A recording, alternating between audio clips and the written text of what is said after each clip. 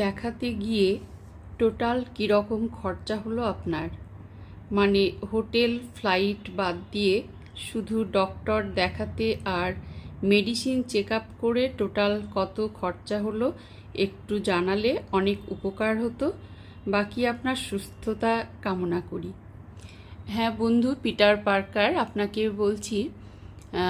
আপনাকে এটা বলতে চাই, দেখুন, যেহেতু ওখানে একটা প্যাকেজ সিস্টেমে কিন্তু ট্রিটমেন্টটা হয়, যেটা আমরা গিয়েছিলাম আর কি সকলে মিলে, ফ্যামিলির। কিন্তু আমি এবং হাজব্যান্ড যেহেতু দুজনে চেক আপটা করেছি, তো আমাদের যেরকম আর কি শারীরিক প্রবলেম সে অনুযায়ী আমাদের কিন্তু প্যাকেজটা নিতে হয়।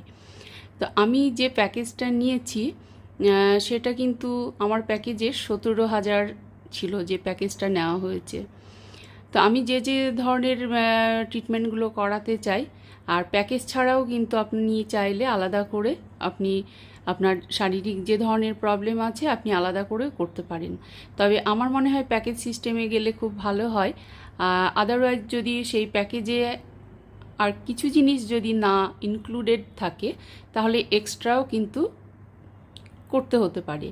তো আমি যেটা করেছিলাম আমার প্যাকেজের মধ্যেই হয়েছিল, আমার 17,000 নিয়েছিল প্যাকেজটা। যেহেতু মহিলাদের কিছু কিছু টেস্ট আছে যেগুলো অন্তত বছরে একবার কিন্তু সেটা চেক আপটা করে নেওয়া অবশ্যই ভালো। বিশেষ করে 40 ঊর্ধ্ব যে মহিলারা আছে তাদের তো অবশ্যই দরকার, মানে 35 থেকে আর কি 50-এর ভেতরে, বিশেষ করে 40 ঊর্ধ্ব যে মহিলারা আছেন তাদের অবশ্যই কিছু টেস্ট কিন্তু করে নেওয়া কিন্তু ভীষণ ভীষণ জরুরি। তো আমি সে ধরনের প্যাকেজ নিয়েছি। আর আমাকে গাইড করার জন্য, যেহেতু আমার মেয়ে একজন মেডিকেল অফিসার ও ডক্টর, তো একটু সুবিধে হয় আমার ক্ষেত্রে আর কি, সেটা একটু না অনেকটাই সুবিধে হয়। টোটাল দায়িত্বটা ও নেয়, ডাক্তার দেখানো, কি কি টেস্ট হবে, ডাক্তারের সঙ্গে কথা বলা, রিপোর্ট কালেক্ট করা, আবার ডাক্তারকে দেখানো, মানে সমস্তটাই ও মাথায় নেয়, মানে আমাদের কিছুই করতে হয় না আর কি। বাকি আমার আম্মা গেছিলেন, বোনের হাজব্যান্ড, যে যার মতো সকলেই কিন্তু ট্রিটমেন্ট হয়েছে। কিন্তু আমাদের দুজনের জন্য যেটা আপনি জিজ্ঞেস করছেন যে কত ট্রিটমেন্ট বা মেডিসিন হয়, আমি সেটাই আপনাকে জানাচ্ছি। তো আমার হাজব্যান্ড যে শারীরিক যেসব প্রবলেম নিয়ে আর কি ওখানে যাওয়া হয়েছিল, আমার হাজব্যান্ডের জন্য যে প্যাকেজটা নেওয়া হয়েছিল সেটা হচ্ছে 8,000 ছিল প্যাকেজটা, এবং কিছু এক্সট্রা মানে টেস্ট করতে হয়েছে, যার জন্য আরও 3 থেকে 4,000 টাকা খরচ হয়েছে। তো হাজব্যান্ডের আর কি প্যাকেজের যে আর কি খরচটা ট্রিটমেন্টের, সেটা 12,000 হয়েছে, আর আমার হয়েছে 17,000। এবার একটা কথা বলি, আমাদের এখানে ডক্টররা কিন্তু প্রচুর মেডিসিন দেন, কিন্তু ওখানে ডক্টররা হচ্ছে খুব অল্প মেডিসিন দেন, ভীষণ ভীষণ কম। বরং আমরা যে গাদাগুচ্ছের যে মেডিসিনগুলো আমরা খাই, সেখান থেকে কিন্তু অনেক মেডিসিন কিন্তু কাটছাট করে দেয় ওখানকার ডক্টররা। এবং 3 মাস পর একটা চেক আপে যেতে বলেন, হয়তো কারোর সম্ভব হয় কারোর সম্ভব হয় না, তো যেতে পারলে তো অবভিয়াসলি ভালো। তো দেখুন, ট্রিটমেন্ট পারপাসে কিন্তু আমাদের এটাই খরচ হয়েছে। তবে এটা বলবো যে আমাদের মানে 50,000-এর ভেতরে আর কি, 50,000-এর ভেতরেই কিন্তু আমাদের ট্রিটমেন্ট খরচটা দুজনের হয়ে গেছে। আর বাকি তো অন্যান্য কিছু যে যার মতো আর কি করবে সেটা। তবে যেটা হসপিটাল, সেটা হচ্ছে হসপিটালের কাছাকাছি হাঁটা পথের দূরত্বে আর কি বেশ কিছু হোটেল আছে বা থাকার জায়গা আছে, গেস্ট হাউস। তো সেগুলো নিলে ভীষণ ভালো হয় কাছাকাছি, এবং সেখানে খাওয়া দাওয়া সমস্ত কিছু হাতের কাছে কিন্তু যা চাইবেন সেটা কিন্তু পেয়ে যাবেন, কোনো সমস্যা নেই। আর এটা হচ্ছে প্রাইভেট হসপিটাল একদম। তো আরেকটা জিনিস যেটা, সেটা হচ্ছে খুব তাড়াতাড়ি কিন্তু যেটা হয় সেটা হচ্ছে রিপোর্টগুলো করা হয়ে যায়, এবং মানে টেস্টগুলো করা হয়ে যায় এবং রিপোর্টটা খুব তাড়াতাড়ি দিয়ে দেয়। এবং তারপরে কিন্তু ডক্টর যে কনসাল্ট করতে হয়, তারপরে মেডিসিনগুলো ভীষণ কম দেন। তো এইভাবেই ট্রিটমেন্টের আর কি প্রসেসিংটা চলে। তবে এটা বলবো যে আমাদের এখানে লোকালয়ে যে আমরা ট্রিটমেন্টগুলো করাই সে থেকে কিন্তু তুলনামূলকভাবে অনেকটাই কম। আমাদের দুজনের ট্রিটমেন্ট খরচ কিন্তু 50,000-এর মধ্যে হয়েছে, আর বাকি তো আছে, মানে বাকি খরচটাই আর কি বেশি হয় আমাদের, ট্রিটমেন্ট খরচটা কিন্তু অনেকটাই কম।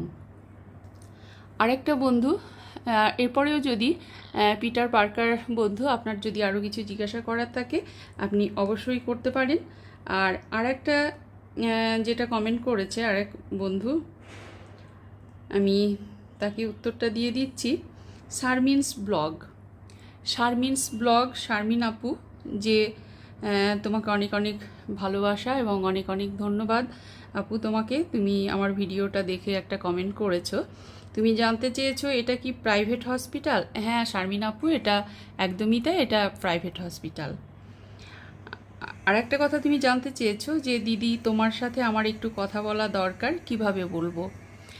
তো শারমিন আপু, আমি তোমাকে আমার নাম্বারটা দিতে পারি, হোয়াটসঅ্যাপ নাম্বার, যেটাতে হয়তো কথা বলা যেতে পারে তোমার সঙ্গে, কিংবা কমিউনিটিতে আমরা কথা বলতে পারি, কিংবা হয়তো তোমার যেটা জিজ্ঞাসা, যেটা আমি হয়তো ভিডিওর আকারেও বলে দিচ্ছি, যেটা তোমার সুবিধে আর কি।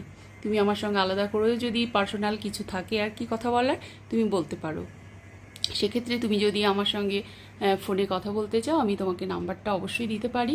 আর তাছাড়া আমি দেখো ফেসবুকে অ্যাক্টিভ নয়, মানে আমার জাস্ট ফেসবুক 1 বছর আগে খুলেছিলাম অ্যাকাউন্টটা, আবার কিন্তু আমি বন্ধ করে দিয়েছি। ফেসবুক বা অন্য কিছুতে আমি থাকি না। জাস্ট বছর দেড়েক হলো আমি ইউটিউবটা আর কি শুরু করেছি, জাস্ট খালি ইউটিউব নিয়ে আর কি একটু সময়টা কাটাই। আর আরেকটা কথা যেটা বলবো, এই যে ট্রিটমেন্টের ব্যাপারে দেখুন, কলকাতা কিন্তু ব্যবসায়িক মনোভাবটা কলকাতায় কিন্তু খুব বেশি। নামি দামি কিছু হসপিটাল আছে, আমি নামটা নিচ্ছি না, অনেক হসপিটাল আছে যেগুলোতে পার ডে খরচ 1 লাখ টাকা করে পড়ে যায়, এবং অনেক মানে পেশেন্টের বাড়ির লোকজনদের ভীষণভাবে হ্যারাসমেন্ট হতে হয়। আরও অনেক অনেক ব্যাপার স্যাপার যেগুলো থাকে, সেগুলো হচ্ছে, যেমন ধরুন কোনো পেশেন্টকে আইসিইউতে নিয়ে যাওয়া হয়েছে, হয়তো তার অবস্থা কিন্তু ভালো নয়, অথচ দেখা করতে দেয় না, কিন্তু অনবরত তারা কিন্তু বলতে থাকে পেশেন্ট ভালো আছে, বেঁচে আছে, অন্যদিকে দেখা যায় হয়তো পেশেন্ট মারা গেছে। তো বিলটা করে আর কি, বেঁচে আছে বলে বিলটা করে, এবং শেষে তো ভীষণ ঝামেলা হয় আর কি, অ্যারাইজ হয়। আমরা এ ধরনের প্রচুর প্রচুর কেস আর কি দেখেছি, এবং প্রচুর পরিমাণে একটা বেশ কয়েক লাখ টাকা অ্যামাউন্ট একটা বিল তাদের হাতে ধরিয়ে দেয়। তো এই ধরনের কলকাতার চক্করে যদি অনেকে পড়ে থাকেন, তাহলে এটা সত্যি সত্যি তাদের পক্ষে ব্যাড লাক। তবে আমি সাজেস্ট করব কলকাতায় না এসে, আমাদের এখানের বন্ধুরা হয়তো অনেকেই জানেন, আবার অনেকেই জানেন না, আমার সকলের জন্যই ভিডিওটি করা। আর আরেকটা কথা যেটা হচ্ছে বাংলাদেশি বন্ধুদের বিশেষ করে, কারণ আমি ইউটিউবে এসেছি বছর দেড়েক হলো, কিন্তু তারও আগে আমি 2018-তে গেছিলাম চেন্নাই, এবং আমার ফ্যামিলির 14 জন গেছিলাম, মানে আমার আম্মা, বোনের হাজব্যান্ড, ছেলে মেয়ে, মানে প্রত্যেকেই আর কি, সবাই গেছিলাম আর কি। তো ওখানে আমরা যখন ট্রিটমেন্ট করাই, ওখানেও প্যাকেজ সিস্টেমে আর কি ট্রিটমেন্টটা হয়, কিন্তু ওদেরও অ্যাপোলোতে গেছিলাম আর কি, কিন্তু প্রচণ্ড ব্যবসায়িক মনোভাব। আমার ধরুন আমার কথাই বলি, আমার চেক আপ হয়েছিল প্যাকেজ সিস্টেমে, এবং গাইনো একটু প্রবলেম ধরা পড়েছিল, সেটা হচ্ছে আপনার ওভারিয়ান সিস্ট বা ফাইব্রয়েড। তো যেটা এমন কিছুই নয়, কিন্তু তখন ভীষণভাবে প্রেশার ক্রিয়েট করছিলেন, যে গাইনো লেডি ডক্টর ছিলেন, যে ইমিডিয়েট অপারেশন করতে হবে। তো এটা যেহেতু ইমিডিয়েট অপারেশন করতে হবে, এটা একটা চিন্তার ব্যাপার ছিল এমনিতে, মানে আমার ক্ষেত্রে আর কি। কিন্তু আমার আম্মা এবং আমার হাজব্যান্ড যেহেতু ডক্টর বলছেন, সেহেতু কিন্তু আমাকেও বারবার বলছিল যে অপারেশনটা ওখানে করিয়ে নিতে, অথচ আমি বাদ সাধলাম, আমি কিছুতেই কিন্তু অপারেশন ওখানে করতে চাইলাম না। মানে আমি কিছুতেই করব না, কিন্তু যেহেতু ডক্টর বারবার বলছেন যে বিভিন্ন ধরনের প্রবলেমের কথা আমাদেরকে শোনাচ্ছিলেন, যে এই প্রবলেম হতে পারে, ওই প্রবলেম হতে পারে, তো স্বভাবতই কিন্তু আমার আম্মা এবং হাজব্যান্ড ভয় পেয়েছে এবং আমাকে অপারেশন করার জন্য তারা কিন্তু বারবার কিন্তু আমাকে বলতে থাকছিল। অথচ কিন্তু আমি কিন্তু করতে একদম নারাজ ছিলাম। আমি বললাম কিছুতেই আমি এখানে অপারেশনটা করব না। তারপর এখানে এসে আমি গাইনো ডাক্তার দেখালাম। তো সেখানে গাইনো ডাক্তার দেখিয়ে বলল না, এটা এমন কিছু প্রবলেম না, ওদের ওটা ব্যবসায়িক মনোভাব, যার জন্য এটা প্রেশার ক্রিয়েট করেছে, একদম অপারেট করবেন না, এটা আপনা আপনি ঠিক হয়ে যাবে। যখন না ঠিক হবে না ঠিক আর কি, মানে এটা থেকে যাবে, মাঝে মধ্যে কখনো আলট্রাসোনোগ্রাফি করে দেখতে হবে যে মেজারমেন্টটা কতটা আছে, মানে কতটা বেড়েছে সেটা আমাদের দেখা উচিত। আর তাছাড়া হচ্ছে পেটে প্রচণ্ড ব্যথা যন্ত্রণা হচ্ছে, তখন আমাদের ভাবতে হবে, আদারওয়াইজ কিন্তু চিন্তা করার কিন্তু কোনো কারণ নেই। জাস্ট এটাই কিন্তু আমাদের বলেছিল। তো সেটা থেকে আমরা ভালোভাবে বুঝতে পেরেছি এবং অনেকের কাছেই শুনি। আর আরেকটা কথা বলবো, যেটা ভেলোর দেখুন, ভেলোরের ট্রিটমেন্টটা ভীষণ ভালো হয়। ওটা একটা মিশনারিজ, একটা চ্যারিটি, একটা প্রতিষ্ঠান। তো ট্রিটমেন্ট খরচটা ভীষণই কম হয়, কিন্তু একটু লেংদি প্রসেসে আর কি, যেহেতু আর কি ওখানে যে আপনার ট্রিটমেন্টটা আর কি, সেটা একটু দেরিতে হয় এবং রিপোর্টটা পেতেও দেরি হয়। তো যার ফলে আমরা যখন গেছিলাম আর কি, বেশ ঠিক 20-21 বছর আগে আর কি, 20-21 বছর আগে আর কি গেছিলাম, যখন আমার ছেলে মেয়ে খুব ছোট্ট ছিল তখন।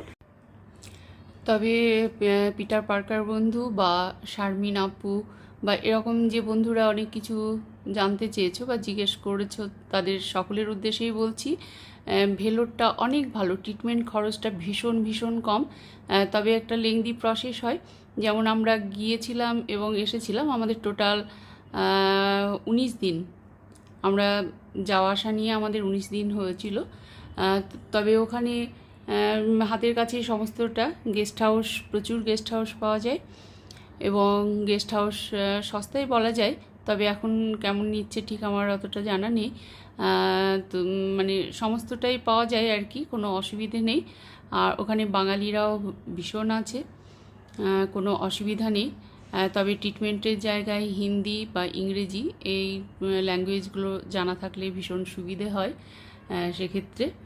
তো ভেলোরের মানে সত্যি কথা বলতে কি, ট্রিটমেন্ট খরচটা একদমই কম, সব থেকে বেশি খরচ কম হচ্ছে ভেলোরে, কিন্তু একটু টাইমিংটা বেশি লাগে। আর 2018 সালে যেটা চেন্নাই গেছিলাম, চেন্নাইয়ের কথা তো আমি বললাম এটা।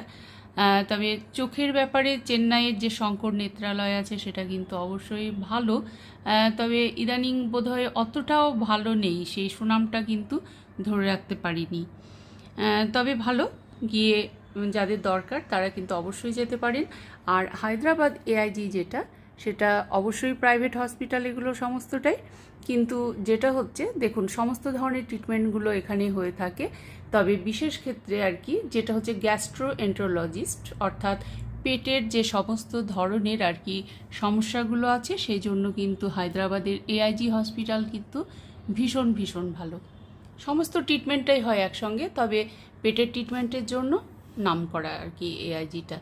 তবে এটা বাংলাদেশের বন্ধুদের কেন বলছি বলুন তো, মানে আমি সমস্ত জায়গায় আর কি যেখানে গিয়েছি সেখানেই দেখেছি বাংলাদেশের মানে প্রচুর প্রচুর পেশেন্ট।